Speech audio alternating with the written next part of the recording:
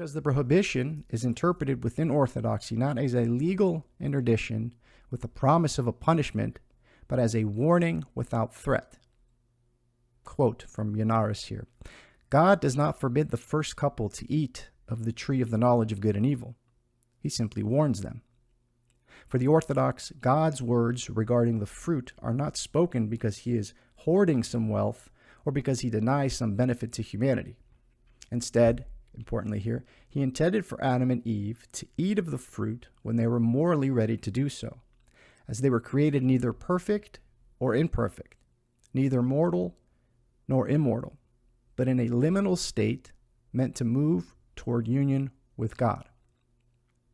This union in Orthodoxy is deification or theosis, which is union with God in his energies rather than his essence.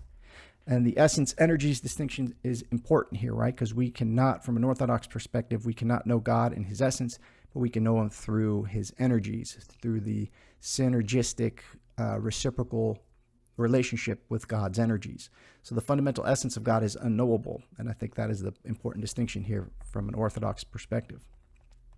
As such, the problematic part of Adam and Eve's eating of the fruit is not the attempt to seize the Godhead per se, you will become like God, but the attempt to become God in essence and to become God without God, who freely offers himself in his energies. It is the break in the relational connection between God and humanity that is at stake.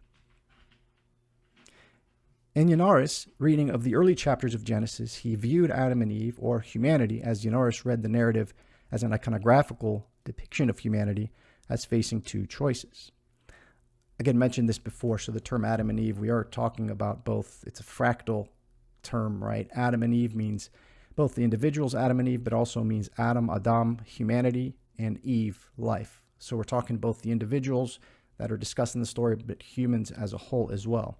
And this is the quote from Yannaras that I think gets to the heart of things. Right?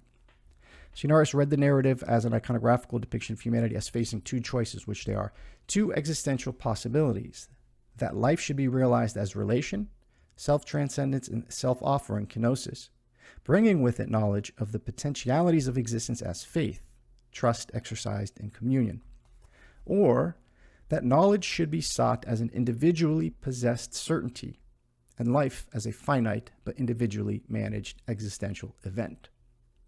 I would argue that this latter choice is the choice that was instantiated by the fall. So instead of moving forward in communion with God, right, we took it upon, Adam and Eve took it upon themselves, humanity took it upon itself to lift themselves up by their own bootstraps, to instantiate an existence which is autonomous, machinic, self-sufficient, repetitive, habitual, mechanical,